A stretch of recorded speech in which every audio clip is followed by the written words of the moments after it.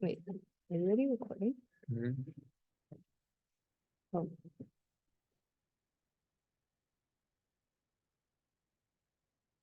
Well, yeah. Let me go to sleep.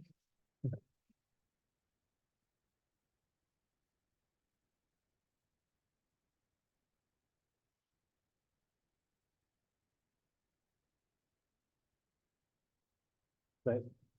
Yeah.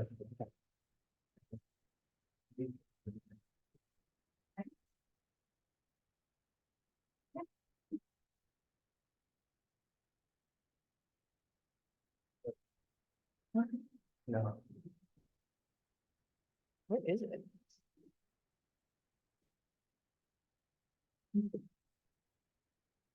It's fine. I don't have to use it. When is the mic? No. I'm good. It's all right. Okay.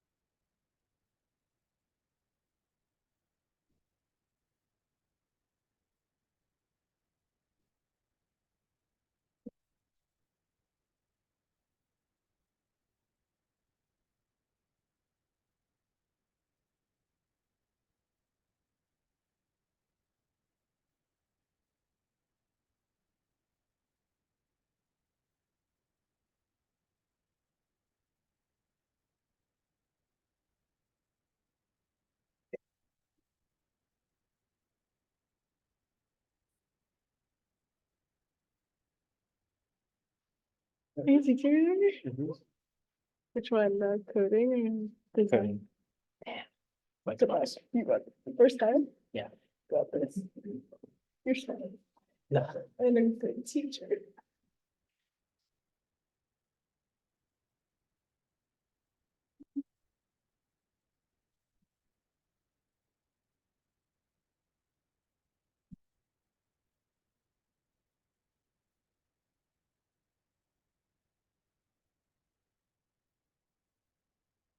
All right. It is Berkeley time. I'm gonna start. So this week we're learning about Flexbox and various different layouts. So first, some announcements. Homework 5 is released today. Is it released yet? End of day, right? It's gonna be released today, and just due next Thursday. think beginning of lecture. And then lab 4 is due next Monday, before lab. And then homework 4 is due right now. Yeah. And then some reminders, midterm mock-up check-in is due today, end of day, but we're gonna extend it to tomorrow. So if you haven't checked in yet, you can come after class, we'll check you in, or come to office hours tomorrow. I have an office hours tomorrow. And yeah. And then the project is due, I think, 3 weeks from now on Monday. All right, so as we've seen from before, positioning things is a pain. If we recall like the box model, we know that, finding the right margins, the right padding can be quite annoying sometimes, right? If you want like, oh, I want 10 pixels for this box to be on the left and then 10 on the right, and then you just have to do a lot of tedious calculations, it's kind of lame. That's why we introduced the Flexbox. It's to help with positioning. So let's say we have a box like that with a red box, and then inside it has two child elements, the blue ones. What Flexbox is able to do is it answers these questions, right? So should the blue boxes be arranged horizontally or vertically? And how much spacing should be in between these boxes? And should it be on top or on the bottom? So we could do things like that, like this, right? However you want to lay it out.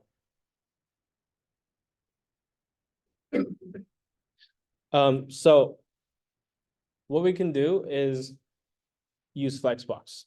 And so Flexbox is basically a CSS property that allows you to align a parent's elements with a parent's children within its own frame, right? So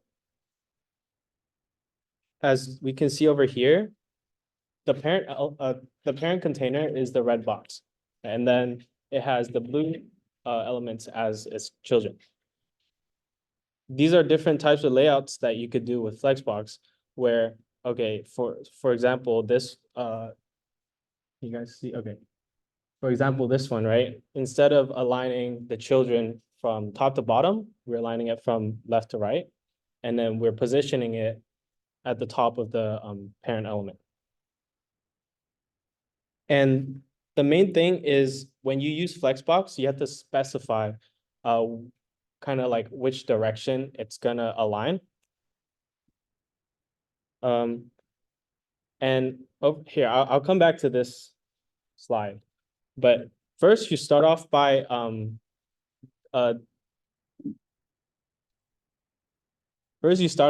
saying display flex on the CSS of your parent element. So our red box in this case is the best box with its children at like the two child.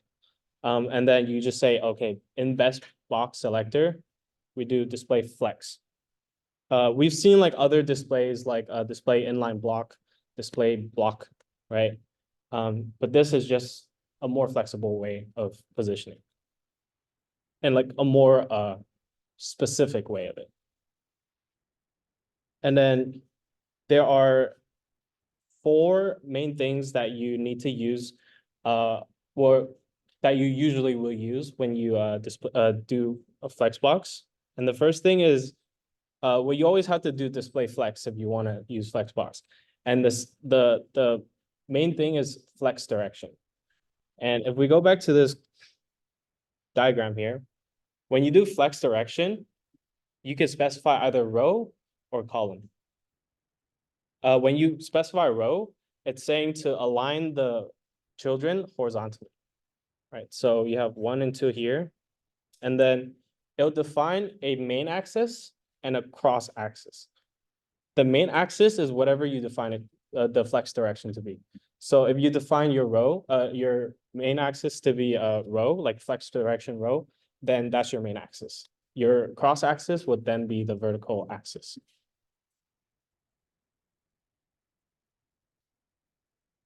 And yeah, there you go. Flex direction row, and then you see that the two children are aligned horizontally. And the next thing is there's like different types of orientations that you can do with flex direction row and column. One is to reverse them. So reverse, as you can see here, it flips child 1 and child 2. And same thing for column, right? Column reverse. So in column, your children are aligned vertically, right? And then your main axis would be the vertical axis. So, I mean, like these axis things, it might be confusing right now, but it's actually pretty useful for you to know these next few properties. Yeah.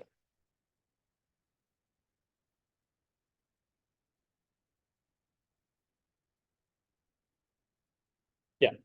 As you can see, we're nesting we could basically nest flex boxes according to its like divs, right? So because Flexbox is arranging the children of a parent container, you could like the best box would be a container for the two dark blue like squares, and then the two children can also be a parent to the 1, 2, 3, 4, right? So you could flex like nest the flex boxes.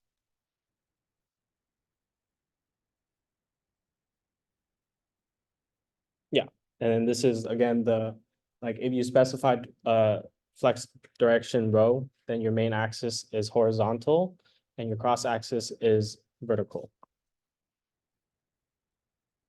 Column is the opposite. And then this is the third, I guess, most commonly used selector property is justify content. So there's a lot of different ways you can justify the content. But first of all, justify content will align these items according to your main axis. So if you specify flex direction row, your main axis is horizontal, right? And if you say justify content center, then it will center your children along the row, the horizontal axis. And there's different types of justified content stuff. This is stuff that you will explore as you implement your midterms, your homeworks. There's things like space between. So it'll put as much space as possible in between in between two children. And then there's space around, and it'll try to evenly space the children like by putting space around it. And again, it's only around the horizontal axis, right? Because we're looking at justified content. Had we if we specified flex direction column, then it'd be space between vertically. So a summary of justified content. There's, as I said, there's a lot of things that you can mess around with. Like one thing is flex start. Just basically align everything at the start of your axis, and then flex end, center, yeah, all these things. And the fourth most commonly used property is align item. This one basically aligns your items according to the cross axis, right? So if you specify display flex and then flex direction column, then your cross axis is your horizontal axis. Your main axis will be your vertical axis. So align items will align the items horizontally, right? In this case, flex direction is row, which means our main axis is the horizontal axis and our cross axis is the vertical axis. And when we do align item center, it will center the items according to the horizontal axis. Oh, no, the vertical axis. My bad.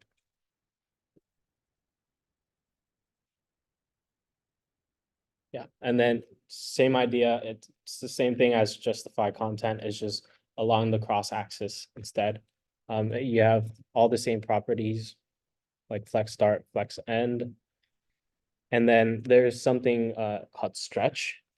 Yeah, if it's like, because right now I believe the display direction is horizontal, according to row. So when you stretch it, it'll stretch the children like vertically, right? Because that will be our cross axis.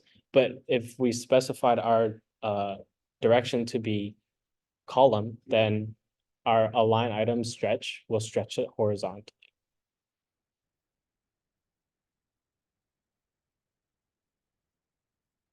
Yeah.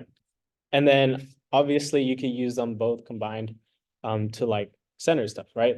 I think last week we've seen that like we were using like percentages of like borders or whatnot, and then you have to figure out all the math for like, oh, 50 and then 50% of Y and blah blah blah, all that.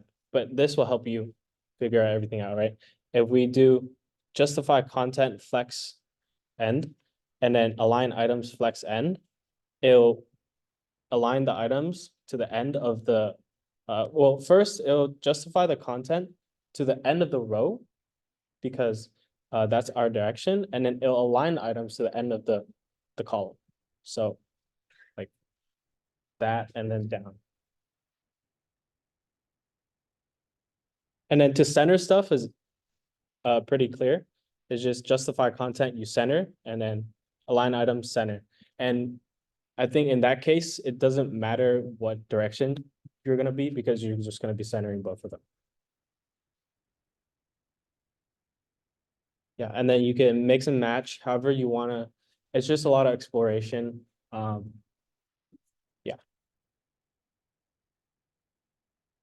Here's like some practice that you can go play around with. It'll be on the slides. And then let's do it in class practice. So first, can anyone tell me how many flex boxes do you think we need to define? Or maybe you could tell me like one.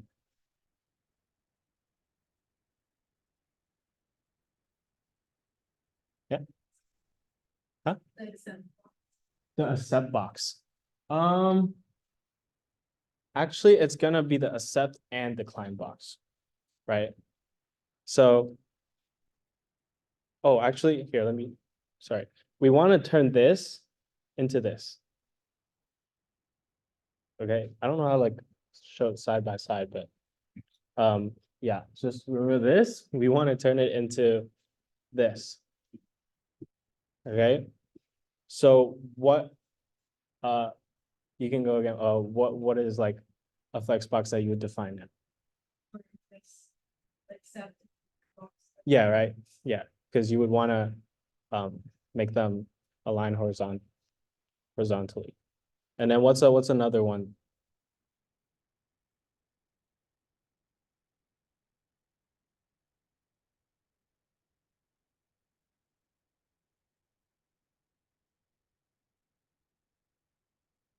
Anyone?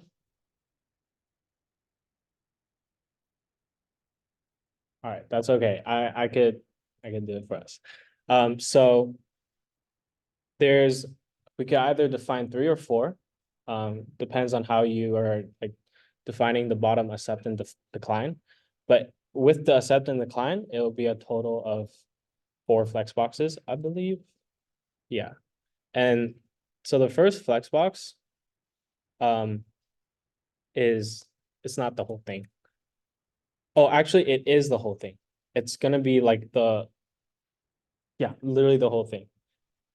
Because we want to basically align the logo and the words vertically with the accept and decline, right? So think about the logo and the words as one box, and then accept and decline as one box.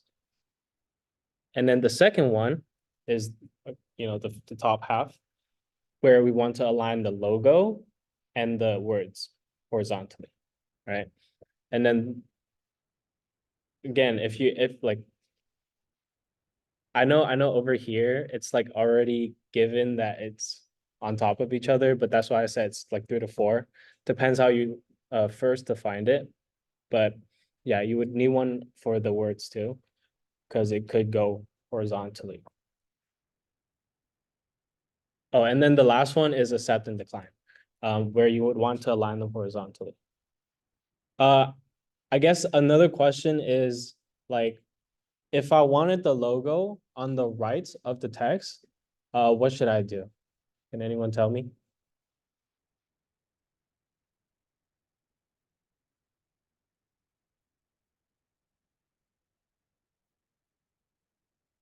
Or on the, yeah, on the right of the text. Because right now it's on the left.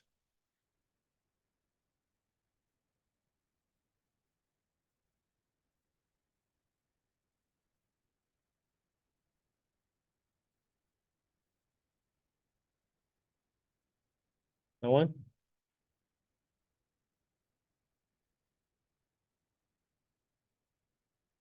Think about what we learned about like the direction.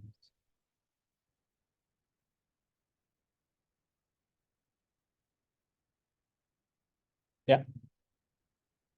Yeah. So you would first align the logo and the text horizontally, right? So flex direction horizontal.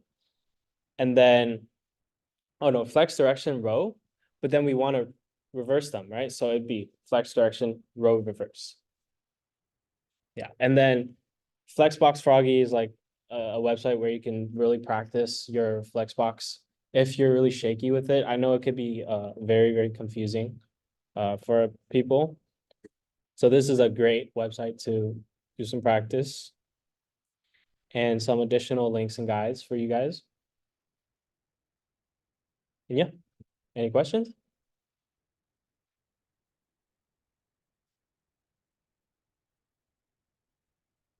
All right. Well, I'll hand it off to Kathy for the design.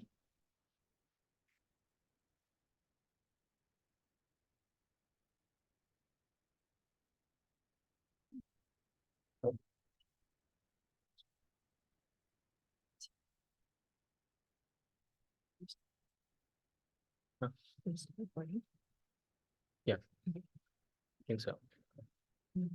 Yeah.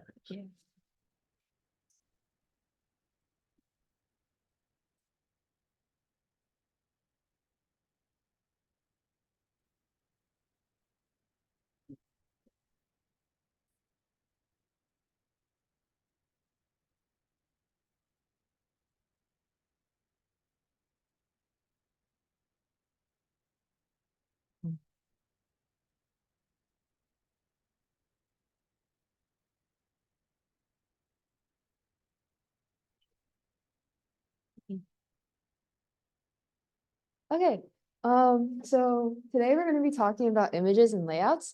And so like images are a really big part of websites. You usually see them pretty frequently because they're not text, they're not plain color. So they help your eye like adjust to like something more natural and something that your eyes are more used to looking at, which is like other things in our real world. So let's just dive straight in. So let's talk about these example websites. A beautiful website right here. Does anyone want to tell me about anything that they notice about this website? It's a really low-key website, in my opinion.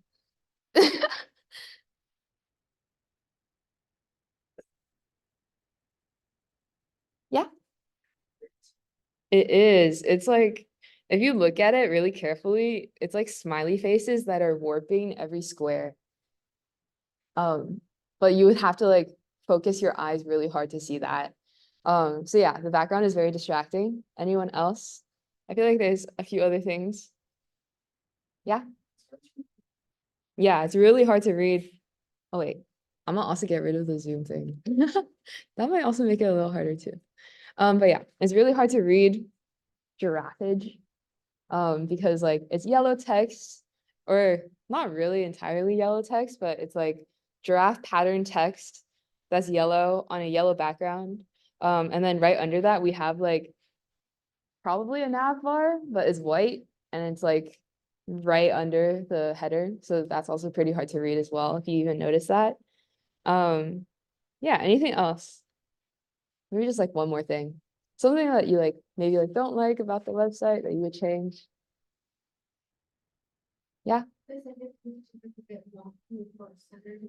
Yeah, like why is it falling? I didn't know you could do that. Like, so yeah. And then we have websites like this, which is like significantly better. I mean, like they're both yellow. Anything that you guys have to note about this?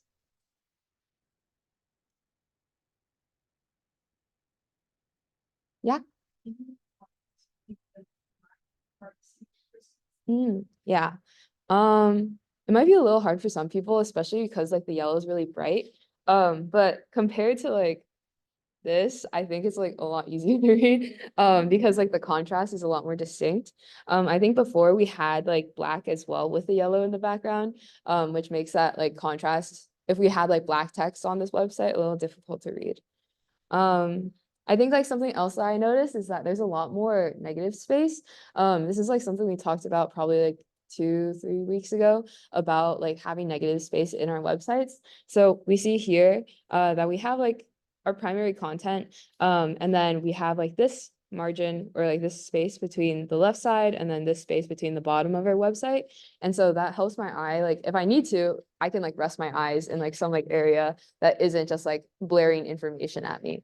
And yeah, and then we'll also notice that there are images present in this website as well. We have a hand coming through a phone screen, which is like pretty interesting, but also like kind of conveys what a delivery or a food delivery app is doing, which is bringing food to you through your phone. And so that, or through online means such as a website or your phone. And that is kind of like the whole intention of Postmates using an online platform.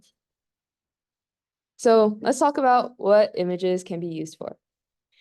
So one of the primary things that people use images for, so like this is like probably like with like, I don't know, if you like go to like Owala's website or if you go to like Apple, if you're displaying a product, people or web designers usually use an image to show you what the product looks like, if they don't use an image, then they'll probably have to like resort to like verbal or like word descriptions of what their product is. And sometimes people don't envision the same things. And so that's why images are important for that.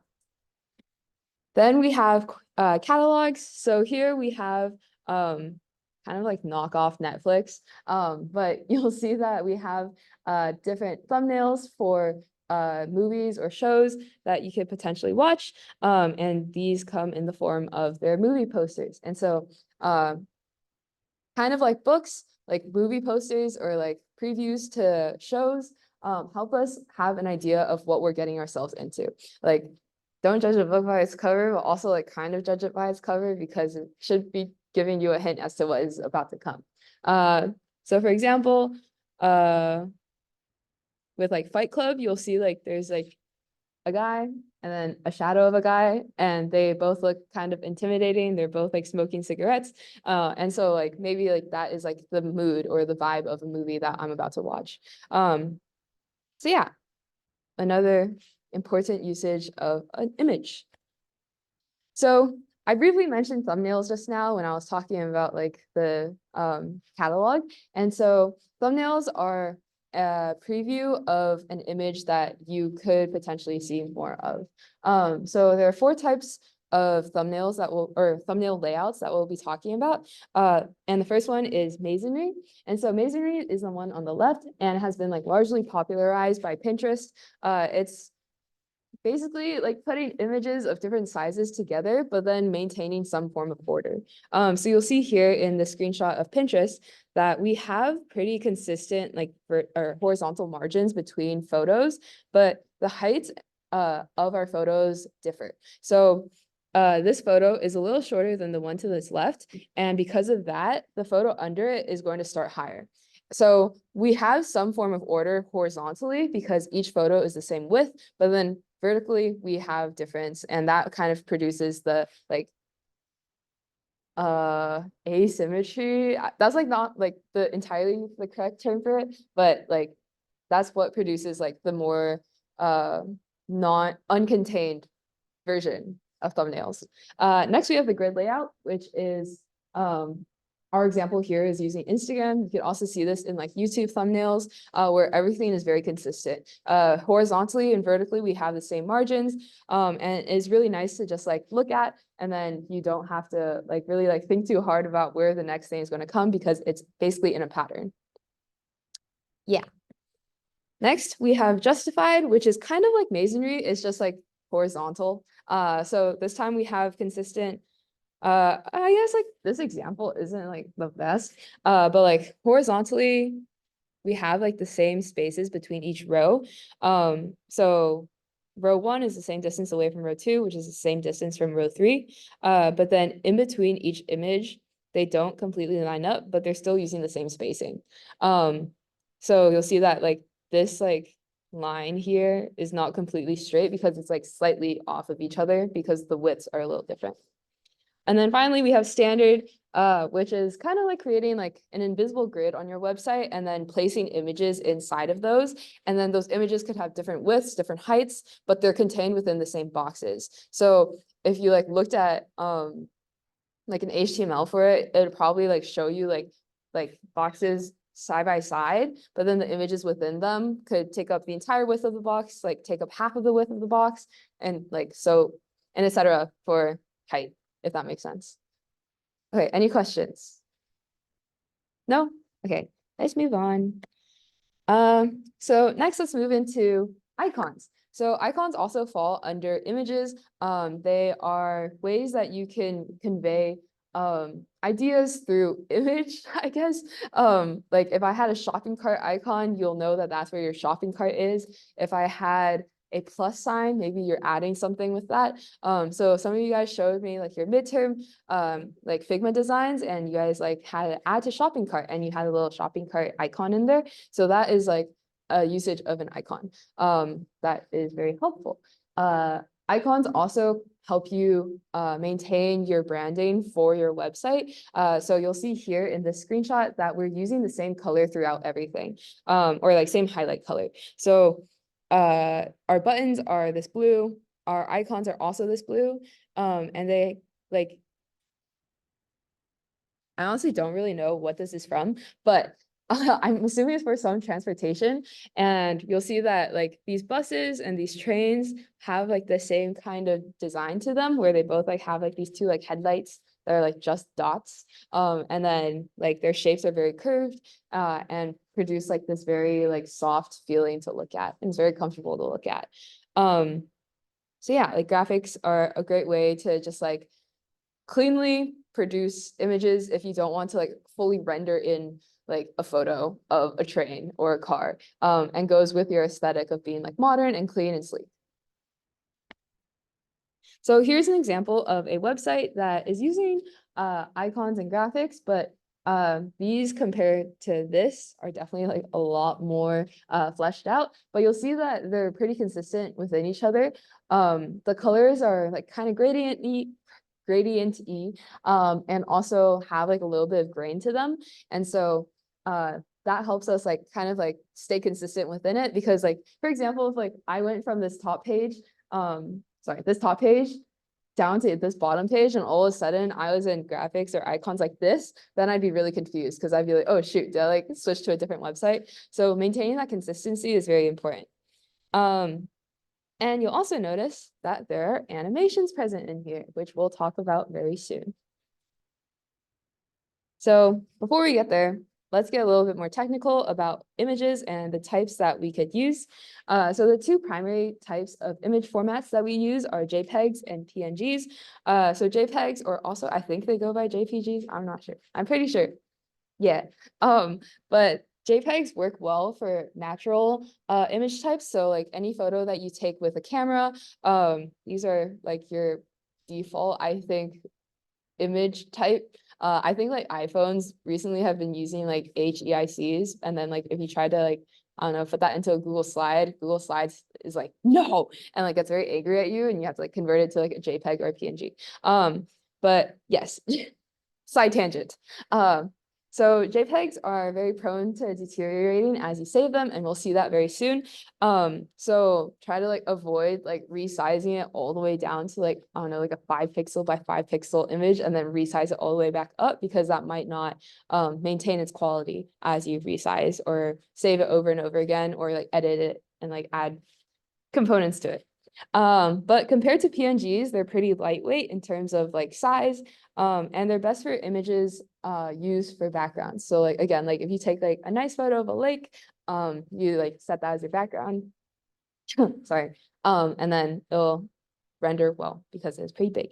Now we have PNGs, which support transparency. So if you ever wanted a photo with a transparent background, you're probably downloading a PNG. And I think generally it like shows you like a gray and white like grid behind it to like signify that is a PNG. But if you like download it and you see that the image type is a JPEG, you've been lied to. So yes, PNGs are your transparent image files. They are better at lossless compression, but it comes with also being more heavyweight. So if you like save if you save a PNG over and over again, you won't experience as much of a deterioration in quality. And these are best for smaller images, like your thumbnails, your icons, images, and then of course your transparent background images. So here is an example of a photo that has been saved over and over again. I'm not gonna lie to you, I was looking at this earlier and my eyes are kind of bad. And so I didn't really see the difference at first. But then if you like look a little closely, between I want to say 20 and 30, it becomes significantly grainier. And then by 50, you can like see texture in like the sky here that wasn't present in the first save. If you guys just want to sit here for a little bit. And then later when you guys also get the slides on your own computers, you guys can like see how grainy it is in the 50 saves. Okay, moving on. Here's a little comic. Read. Yeah. Ha ha ha. Moving on. Animations. So, aw, so cute. That's a GIF. I call it a GIF. So GIFs stand for graphics interchange format, and graphics has a hard G, so therefore it is GIF, but each to their own. And GIFs are an image format that supports animation. And it only supports like 256 colors, which I think you can like talk about more in like 61C if you ever choose to take that class. And it's very lightweight, but animations make it a larger file type. And of course, these are better for animated images because these are animated image types. And yeah. So here are some cool examples. So let's actually exit out and we'll look at this website. So the opening page is really cool. It has a little animation and then everything pops up and it's like, wow, that is really cool. No. And then if you interact with the page, you'll see that this like wobbles a little bit. If I open something, the like wave comes over again and then everything like settles down and it's not like too overwhelming. It helps you know like the transitions in the website, and like helps convey like all of these like different changes between the user's experience within the website, if that makes sense. So if I'm like changing between pages, then it's very clear to me that I'm changing between pages. And yeah, I think it's really cool. Anyway, and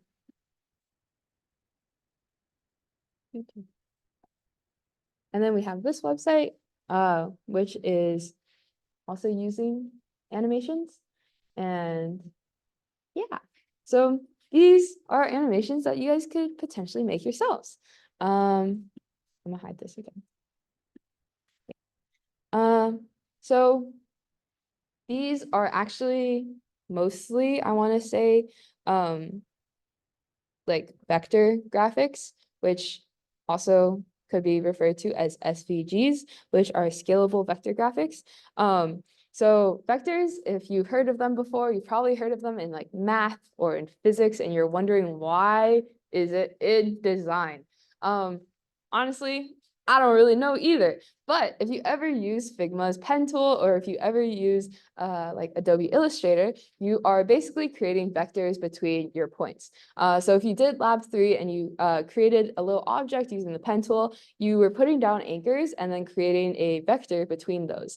And so vectors can be scaled without loss of quality, which means that if I set like 2 anchor points, and if I move one of the anchor points, I'm not going to be like completely like destroying the line that I made between those, because those are connected to each other in that vector, if that makes sense.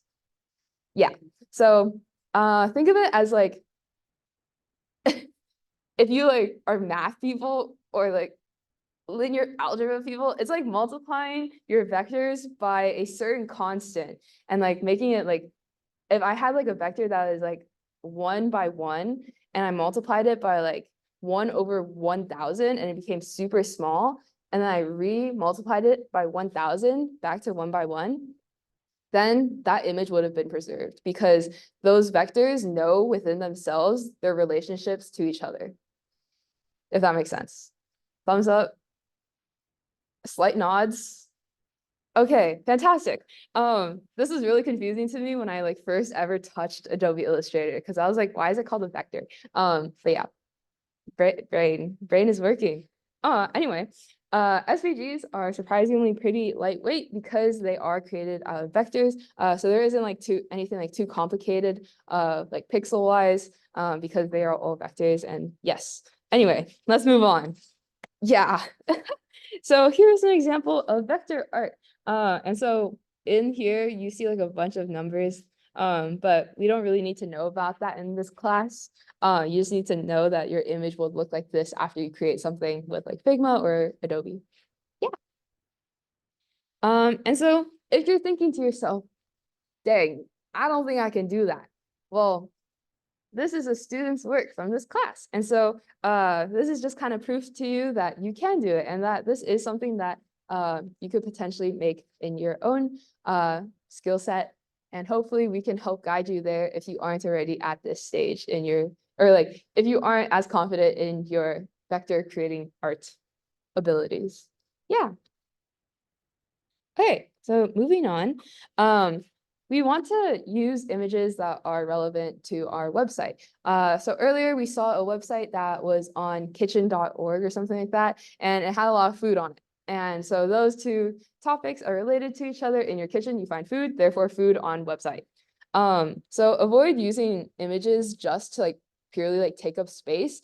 Sometimes we just want to like minimize the amount of like things that are potentially distracting our users, and help them focus in on what our purpose as a website is. So always ask yourself, why am I putting this image here? Or why am I putting this component here?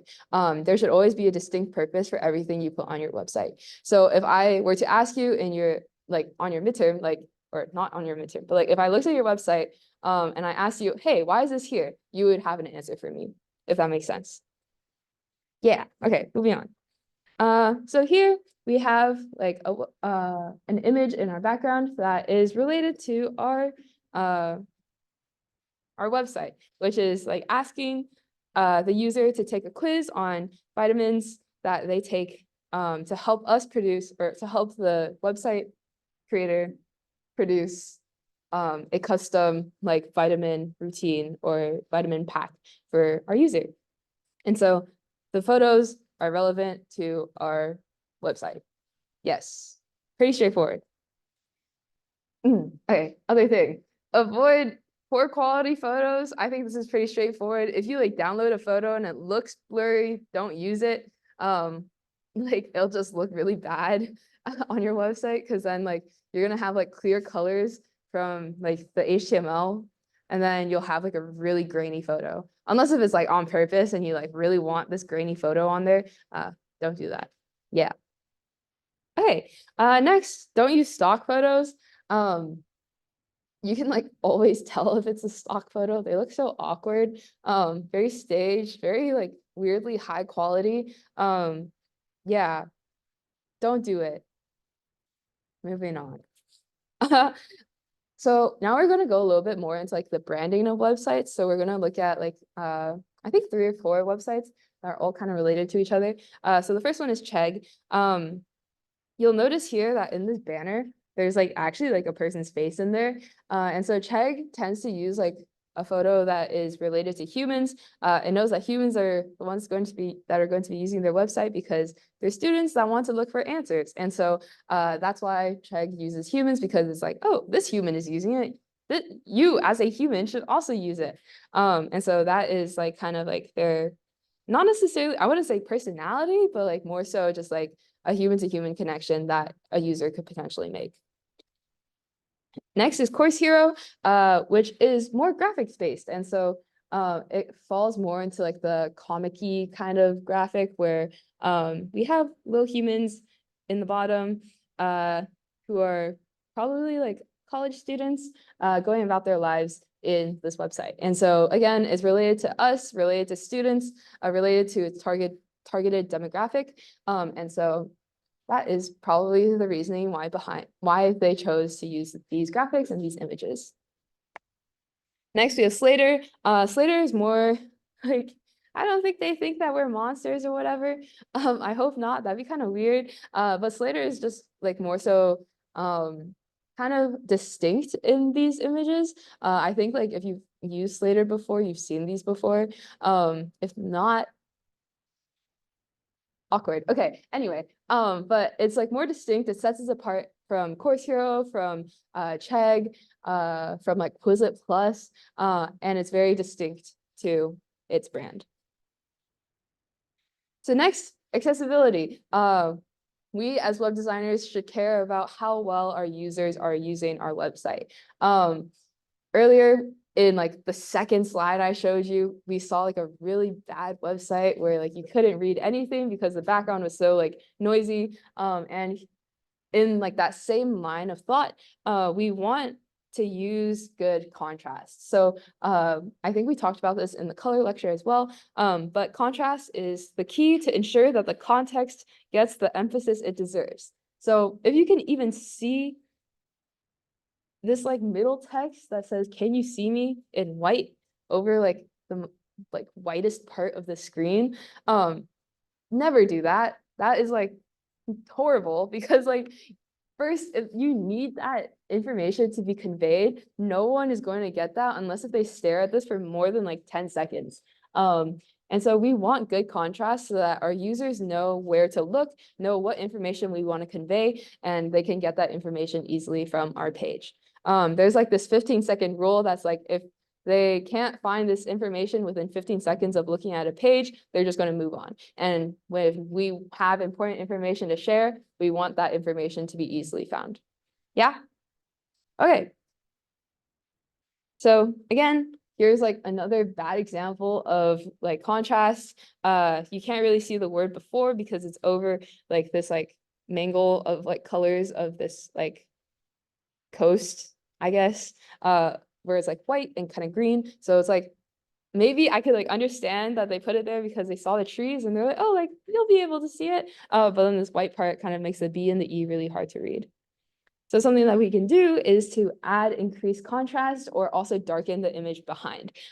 So we didn't really talk about this, but like with contrast, you want to like oppose the background color. I think like that's like pretty straightforward thinking. Like if I have a light color in the background, I'm going to use a dark color on top. If I have a dark color in the background, I'm going to use a light color on top. So I would never do like for this, if I was putting this here, or I think here would be a better example. Like I wouldn't put like black text over this because this is like so hard to read.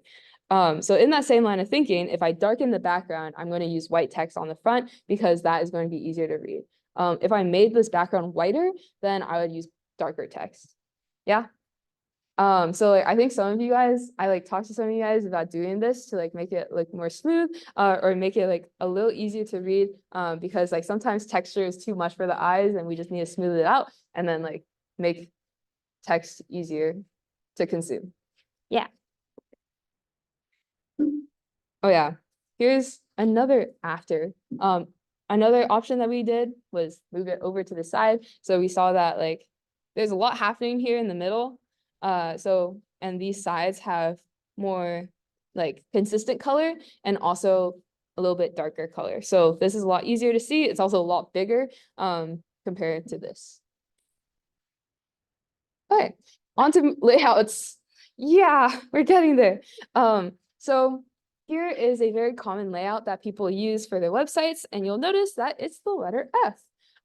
So when we're scanning from left to right, top to bottom, that is generally how you were taught to read in America. We read left to right, top to bottom. So intuitively, that is also how we consume our websites. So if there's information on my left, I'm going to consume that before I read anything in the middle or the right.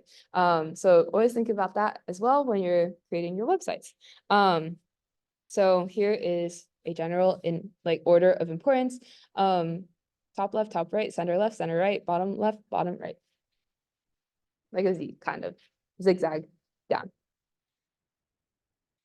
So here is an example of an F layout. So on the left here, we have like our biggest like headliner probably, where we have a story about Chloe Kim, the snowboarder. And then we go into like more, like I guess like less headliney stories by this website.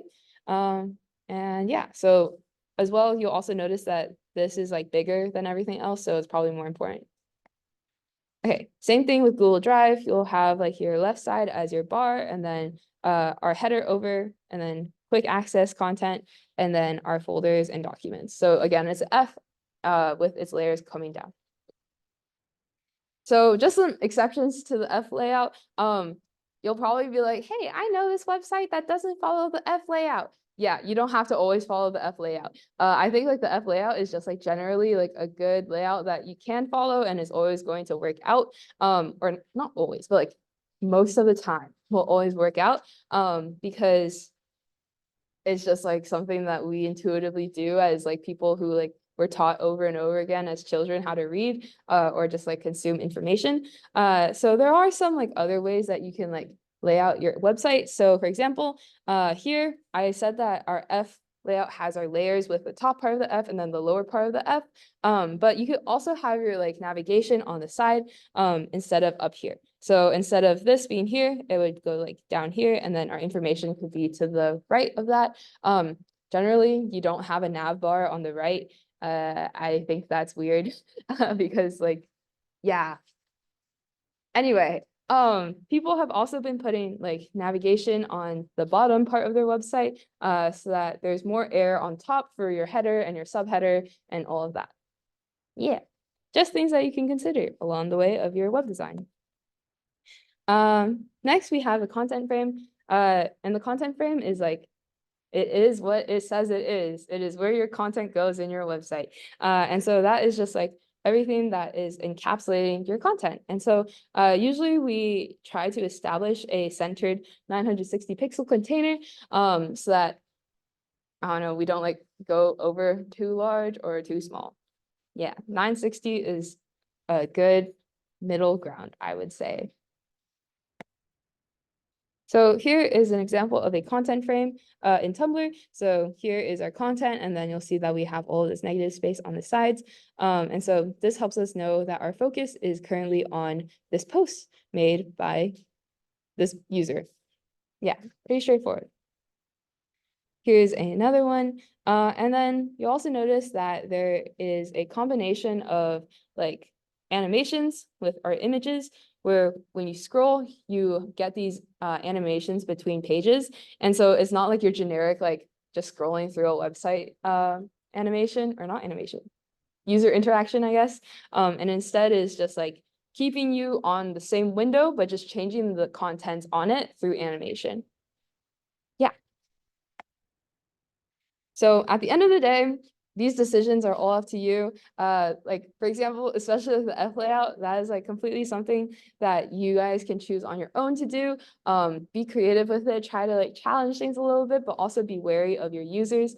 Know like what humans are like inclined to do, I guess. Like if you're like trying to create a website that is intuitive, probably wouldn't put a nav bar on the right side because we scan from left to right.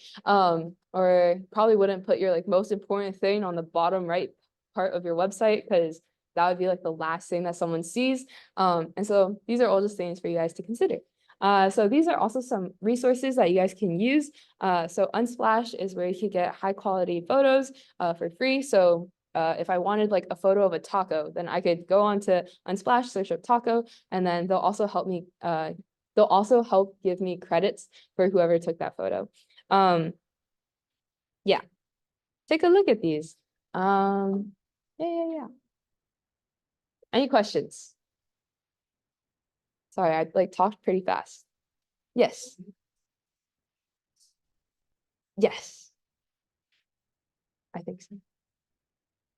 I don't know about changing between pages, but we'll definitely learn animations.